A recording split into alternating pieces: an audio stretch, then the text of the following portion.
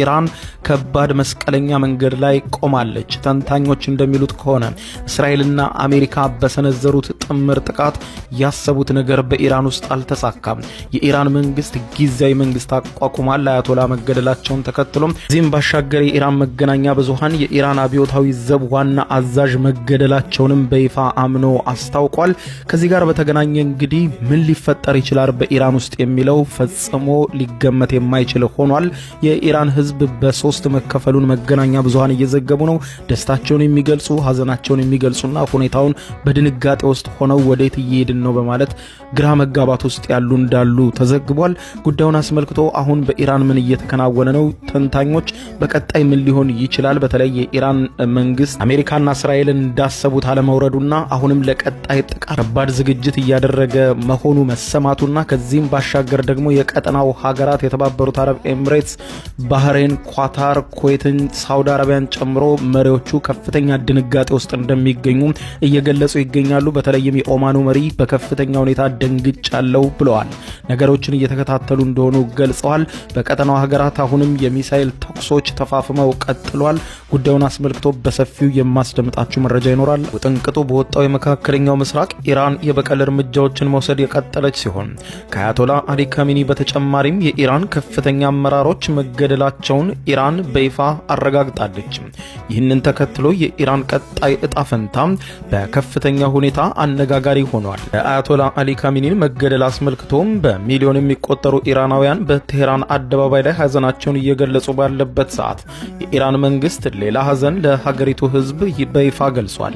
የኢራን አብዮታዊ ዘብ ዋና አዛዥ የሆኑት መሐመድ ፓክፑርና የኢራን መከላከያ ምክር ቤት ኃላፊ አሊ ሐምሃኒ አሜሪካና እስራኤል በፈጸሙት ጥቃት መገደላቸውን ይፋዊው የኢራን የዜና ወኪል ኢርና ይፋ አድርጓል። ኢራን ከፍተኛ መሪዎቿ መገደላቸውን ተከትሎ የፖለቲካ እርምጃ እየተወሰደ እንደሆነ ተዘግቧል። የኢራን ይፋዊ የዜና ወኪል የሆነው ኢርና እንደዘገበው ከሆነ የሀገሪቱ የበላይ መሪ አያቶላ አሊ ካሚኒ መሞታቸውን ተከትሎ በህገ መንግስቱ መሰረት 3 አባላት ያሉት የሽግግር ምክር ቤት የሀገሪቱን አመራርነት በጊዜያዊነት ተረክቧል ብለዋል። የኢራን ጊዜያዊ ምክር ቤት የሀገሪቱን ፕሬዝዳንት፣ የፍትህ አካል ኃላፊንና የጥበቃ ምክር ቤት የተመረጡ አንድ የሃይማኖት ምሁርን ያቀፈ ሲሆን አዲስ መሪ እስኪመረጥ ድረስ ሁሉንም የአመራር ኃላፊነቶች ተረክቦ ያከናውናል ተብሏል። በሌላ በኩል የመሪውን ሞት ተከትሎ በኢራን የተለያዩ ከተሞች እርስ በርስ የሚቃረኑ ስሜቶች እየታዩ መሆኑ ተዘግቧል። የኢራን ዜጎች አሁን በኢራን ውስጥ 3 አይነት ስሜት እያስተናገዱ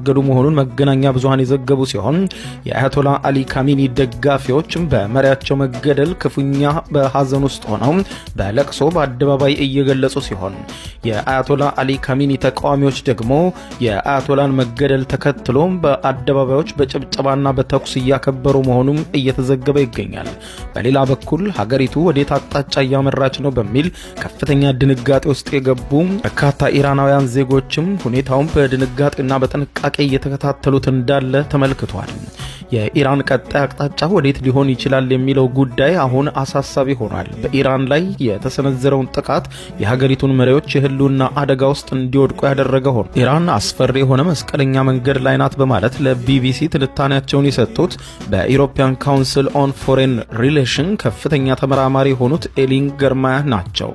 እርሳቸው እንደሚሉት ከሆነ በተለይም የኢራን አብዮታዊ ዘብ የደህንነት ስጋት ከመቼውም ጊዜ በላይ ተደቅኖበታል ብለዋል። የኢራን የውጭ ጉዳይ ሚኒስትር አባስ አራግቺ የሀገሪቱን ሉዓላዊነት ለማስጠበቅ ሲባል ባለው ወታደራዊ አቅም ሁሉ ራሳቸውን እንደሚከላከሉ እየገለጹ ነው። ኢራን ራሷን ለመከላከል የምታደርገው ጥረት ከፍተኛ የኃይል እርምጃ እንድትወስድ የሚያነሳሳት መሆኑን ተመራማሪው ኤሊ ለቢቢሲ ያስረዳሉ። ሌላኛው ተንታኝ የሆኑት ሃይለር በበኩላቸው ኢራን በቀጠናው ያሉ ሁሉም ሀገራት ላይ ከባድ የሆነ እርምጃ እየወሰደች ነው በማለት ገልጸው ይህ ደግሞ የተጋረጠባትን ትልቅ አደጋ ያሳያል ባይ ናቸው። ኢራን በአፋጣኝ የተቀናጀ እርምጃ በመውሰድ ራሷን በመከላከል ላይ ትገኛለች። በአፋጣኝ እርምጃ መውሰድ ሁለት ጥቅም እንዳለው ባለሙያው ያስረዳሉ። አንደኛው ጦርነቱን ቀጠናዊ በማድረግ የአሜሪካን ወታደራዊ የጦር ሰፈሮች ላይ ከፍተኛ ጉዳት ማድረስ ነው የኢራን ዓላማ። ሁለተኛው ደግሞ አሜሪካና እስራኤል ላይ ከፍተኛ ጉዳት በማድረስ ጥቃት ከመፈጸም እንዲቆጠቡ ጫና ማሳደር ሲሆን ይህም የኢራን መንግስት እንዳይወድቅ ሊያግዘው እንደሚችል ተመልክቷል። በቻተም ሃውስ ቲንክ ታንክ የመካከለኛው ምስራቅና የሰሜን አፍሪካ ጥናት ክፍል ዳይሬክተር የሆኑት ሳናም ሻኪል እንደሚሉት ከሆነ የኢራን አብዮታዊ ዘብ ራሱን ለመታደግ ከፍተኛ ጥረት እያደረገ ነው። በአንድ ጊዜ ወደ ተለያዩ ሀገራት ጥቃት ከፍቷል። ከፍተኛ ጥንካሬ እያሳየ ነው ብለዋል። ራስን በፍጥነት ከውድቀት ማዳን የሚችለው ጦርነቱን ቀጠናዊ በማድረግ ብቻ ነው በማለት ገልጸው ብዙ ሀገሮች መረጋጋት ሲርቃቸው ጦርነቱን በአጠቃላይ የመካከለኛው ምስራቅ ሊሆን ይችላል ብለዋል። አክሲስ ኦፍ ሬዚስታንስ በሚል የሚታወቁት የኢራን አጋሮች ከቅርብ ጊዜ ወዲህ በተደጋጋሚ የጥቃት ሰለባ ቢሆኑም አቅማቸውን ማደራጀት እንደሚችሉ ጭምር ተንታኞች ያስረዳሉ።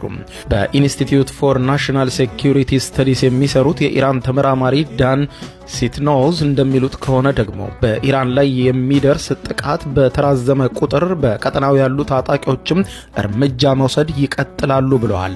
አሜሪካና እስራኤል አሁን ላይ ጥቃት ለመሰንዘር የወሰኑት የኢራን መንግስት ደካማ ነው ብለው በማመናቸው እንደሆነ ያስረዳሉ። የሁለቱ ሀገራት የተቀናጀ ጥቃት የኢራንን አስተዳደር በማዳከም የመንግስት ለውጥ እንደሚያመጣ አምነው ነበረ በማለትም ገልጸዋል። የአሜሪካና እስራኤል ስሌት የተሳሳተ ከሆነ ግን ከፍተኛ ቀውሱ እንደሚከተል ጭምር ያስረዳሉ። አሁን እየተፈጸመ ያለው ጥቃት የኢራን መንግስት እጅ እንዲሰጥ የሚያደርግ ላይሆን እንደሚችልና ይልቁንም ሌላ የተጠናከረችና በወታደሮች የምትመራ ኢራን ልትወጣ እንደምትችል ያስረዳሉ። ከዚህ በኋላ የዲፕሎማሲ መንገድ መከተል የሚቻል አይመስልም። ታዲያ እንዴት ስኬታማ ሊሆን ይችላል? ኢራንና አሜሪካም በጋራ የጫሩት እሳት ከፍተኛ የሆነ የእሳት ነበልባል በቀጠናው ላይ እንደሚያስከትል ከወዲሁ ገልጸዋል። ተንታኞች የሚስማሙበት ነጥብ የኢራን መንግስት አጣብቂኝ ውስጥ መግባቱን ብቻ ነው። ይህ ለአሜሪካና መካከለኛው ምስራቅ የተራዘመ ጦርነት ከባድ መነሻ ሊሆን ይችላል ይላሉ ተመራማሪው ኤሊ። ትራምፕ የመንግስት ለውጥ ለማምጣት የገቡበት ቢሆንም ረጅምና ፈታኝ ጉዞ ግን ከፊታቸው ተጋርጧል ሲሉ አስረድተዋል። ነገሮች የበለጠ እየተወሳሰቡ መሆኑን እያየን ነው ባይ ናቸው። ሌላኛው ተንታኝ ሃይለር በበኩላቸው ግጭቱ ለቀናት ወይም ሳምንታት ይቀጥላል በማለት አስረድተው ኢራን የአጸፋ ምላሽ መስጠት ስትቀጥል የሀገሪቱ መንግስት ቀውስ ውስጥ መውደቁ አይቀርም ሲሉ ያስረዳሉ። ኢራናውያን የመንግስት ለውጥን አዎንታዊ ውጤት አድርገው ሊወስዱት ቢችሉም ሀገሪቱ ነውጥ ውስጥ ልትገባ እንደምትችል ግን ከወዲሁ እየታየ ነው ብለዋል።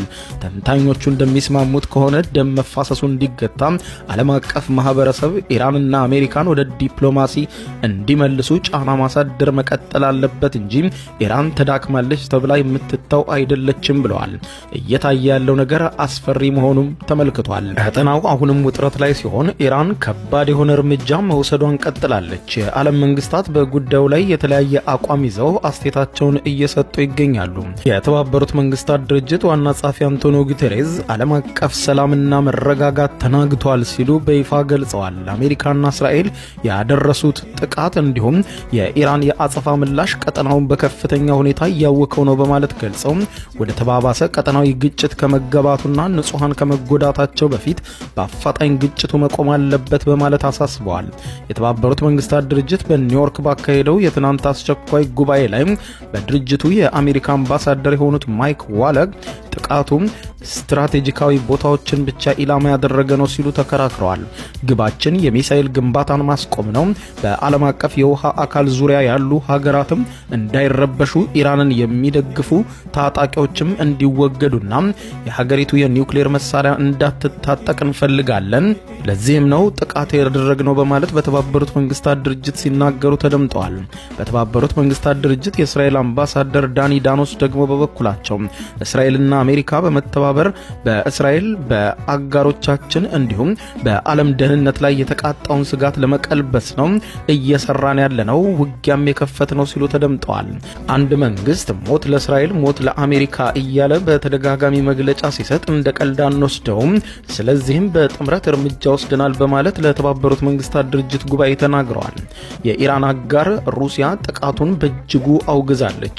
የተባበሩት መንግስታት ድርጅት የሩሲያ አምባሳደር ቫስሊ ናቭኒዛ ኢራን ላይ የተፈጸመው ጥቃት መላው ቀጠናውን የሚያናውጥ አደገኛ ሲሉ ኮንነውታል። ከዚህ ቀደም ዓለም አቀፉ ማህበረሰብ የመካከለኛው ምስራቅን ሰላምና መረጋጋት የሚያውክ ድርጊት ይቆጣጠር ስትል ሞስኮ ጥሪ አቅርባ ነበር። ባለፉት ሳምንታት ኢራንና አሜሪካ ሲያደራድሩ ከነበሩት መካከል አንዱ የሆኑት የኦማን ውጭ ጉዳይ ሚኒስትር ባድር በበኩላቸው ጥቃቱ ከተፈጸመ በኋላ በጣም ደንግጫለሁ ሲሉ በማህበራዊ ድረገጻቸው ጽፈዋል። ሚኒስትሩ የኢራንና አሜሪካ ንግግር ላይ ጉልህ መሻሻል ታይቶ ነበረ በማለት ከገለጹ ከሰዓታት በኋላ ነው አሜሪካና እስራኤል ኢራን ላይ ጥቃት የከፈቱት። ሚኒስትሩ የሰላም ስምምነት ላይ ለመድረስ ተቃርበን ነበረ፣ እዚያ ነጥብ ላይ ለመድረስ ለዲፕሎማሲ እድል መሰጠት ነበረበት ሲሉ ለቢቢሲ መገናኛ ብዙሃን ተናግረዋል። ጥቃቱ ከተፈጸመ በኋላ ደግሞ ጥሩ እየሄደ የነበረው ድርድር ከስሟል። በዚህ ጥቃትም አሜሪካም ዓለምም አይጠቀምም። በጥቃቱ ለሚጎደው ንጹሃን ከወዲሁ ጸልያለሁ። አሜሪካ ከዚህ በላይ በጥቃቱ መቀጠል የለባትም። ጦርነቱ የአሜሪካ አይደለም ሲሉ ተናግረዋል። የኢራን ውጭ ጉዳይ ሚኒስትር አባስ አራግቺ አሜሪካና እስራኤል ማንም ሳይነካቸው ትንኮሳ ፈጽመዋል በማለት ገልጸዋል።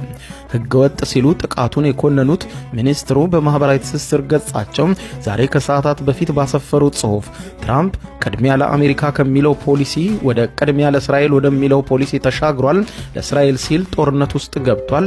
ስለዚህም አሜሪካ የመጨረሻውን ምት እንመታታለን ሲሉ ተደምጠዋል። ኢራን በመካከለኛው ምስራቅ ባሉ የአሜሪካ አጋሮችና የአሜሪካ የጦር ሰፈሮች ላይ ከባድ ጥቃት መሰንዘሯን ቀጥላለች። ጥቃት ከተሰነዘረባቸው መካከልም ዱባይ፣ ዶሃ፣ ባህሬን፣ ኩዌት ይገኙበታል። በቀጠናው ጦርነቱን የከፈቱትን አሜሪካና እስራኤልን ያላወገዘችው ሳውዲ አረቢያ ኢራንን አውግዛለች። ሳውዲ አረቢያ እንዳለችው ከሆነ የኢራን ከፍተኛ የነውጥ ጥቃት ነው ስትል ገልጻለች። ሳውዲ ባወጣችው መግለጫ ከወንድም ሀገሮች ጎን እንቆማለን፣ የሚወሰዱትን እርምጃዎች ባለን አቅም ሁሉ እንደግፋለን ብለዋል። የፈረንሳዩ ፕሬዝዳንት ኢማኑኤል ማክሮን፣ የጀርመን መራሄ መንግስት ፍሬድሪክ መርዝ፣ የዩናይትድ ኪንግደም ጠቅላይ ሚኒስትር ሰር ኪር ስታርመር በጋራ ባወጡት መግለጫ በድርድር መፍትሄ መገኘት አለበት፣ ጦርነቱ ይቁም ሲሉ ጠይቀዋል። ሶስቱም ሀገራት በጋራ መግለጫቸው በኢራን ላይ በተፈጸመው ጥቃት በምንም አይነት መልኩ ከአሜሪካም ሆነ ከእስራኤል ጋር እንዳልተባበሩና እጃቸው እንደሌለበት ገልጸዋል። በዚህም ከአሜሪካ ከእስራኤልና ከመካከለኛው ምስራቅ ሀገራት ጋር እንዲሁም ከዓለም አቀፉ ማህበረሰብ ጋር ተቀራርበው እየሰሩ ግጭቱን ለመፍታት እንቅስቃሴ እያደረጉ እንደሆኑ ገልጸዋል። የኢራን መንግስት ወደ ድርድር እንዲሄድ እንጠይቃለን፣ ኢራናውያን ዕጣ ፈንታቸውን የመወሰን እድል ይሰጣቸውም ሲሉ ሶስቱ ሀገራት በመግለጫቸው ላይ ጠቅሰዋል። ጠቅላይ ሚኒስትር ስታርመር በመካከለኛው ምስራቅ ያሉ የዩናይትድ ኪንግደም ፍላጎቶችና አጋሮችን ለማስጠበቅ የእንግሊዝ አውሮፕላኖች ተሰማርተዋል ሲሉ ገልጸዋል። ፕሬዝዳንት ማክሮን በበኩላቸው አሁን ያለው ሁኔታ መላው ቀጠናውን የሚያሰጋ ነው ሲሉ ተናግረዋል። ፈረንሳይ የቅርብ አጋሮቿን ለመጠበቅ አስፈላጊውን ኃይል እንደምታሰማራም አመልክተዋል።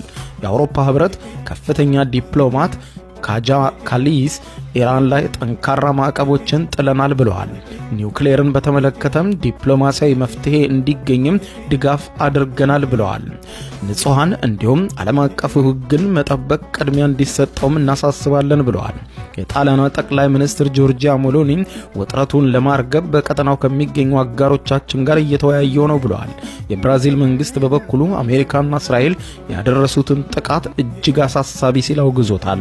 የአውስትራሊያው ጠቅላይ ሚኒስትር አንቶኒ አልባኔዝ ኢራን የኒውክሌር መሳሪያ እንዳትታጠቅ በማድረግ ረገድ አሜሪካን እንደሚደግፉ አልሸሸጉም። የተባበሩት መንግስታት ድርጅት የሰብአዊ መብት ዋና ኃላፊ ቮልከር ቱርክ ሁሉም ወገኖች ምክንያታዊ ይሁኑ፣ ግጭትን ያቆሙ፣ ወደ ድርድር በፍጥነት ተመለሱ ሲሉ ገልጸዋል። ሁሌም ቢሆንም ወታደራዊ ግጭት የሚጎዱትና ዋጋ የሚከፍሉት ንጹሃን ናቸው ብለዋል። ንጹሃንን መጠበቅ በዓለም አቀፍ ሕግ ቅድሚያ ይሰጠዋል ሲሉም አሳስበዋል። ትራምፕ ግባቸው ኢራን አሜሪካውያን ላይ የደቀነችውን አደጋ መቀልበስ መሆኑን በትሩዝ ሶሻል ማህበራዊ ሚዲያቸው ላይ አጋርተዋል። ኢራን የኒውክሌር ጦር መሳሪያ እንድትታጠቅ ፈጽሞ አንፈቅድም በማለት ገልጸው እኛ ስንጨርስ መንግስታችሁን እናንተ አቋቁሙ፣ መንግስታችሁን ለመቀየር በዚህ ትውልድ አንዴ ብቻ የሚመጣ እድልን ሰጥተናቸዋል ሲሉ ነው የተደመጡት። የእስራኤሉ ጠቅላይ ሚኒስትር ቤንያሚን ኔታንያሁ በተመሳሳይ ኢራናውያን አምባገነን መንግስት አውርደው ሰላማዊውን ኢራን እንዲገነቡ መልእክት አስተላልፈው አሁን ከጎናችሁ ነን የሚል መልእክት አስተላልፈዋል። ጥምር እርምጃችን ጀግና ኢራናውያን አገራቸውን የወደፊት ዕጣ ፈንታ እንዲወስኑ ይረዳቸዋል ባይ ናቸው። የሆነ ሆኖ ኢራን አሁንም አስፈሪና መስቀለኛ መንገድ ላይ ቆማለች። በቀጣይ ሰዓታት ምን ሊፈጠር እንደሚችል ማንም የማይገምት ሲሆን ከባድ የሆነ ጥቃት ኢራን አሁንም ወደ ቀጠናው ሀገራት መሰንዘሯን ቀጥላለች። የአሜሪካው ፕሬዝዳንት ዶናልድ ጄ ትራምፕ ጥቃቶቹ አሁንም ተባብሰው ከኢራን የሚቀጥሉ ከሆነ እኛም ታይቶ የማይታወቅ ተጨማሪ ጥቃቶችን በኢራን ላይ እናደርሳለን ሲሉ ዝተዋል።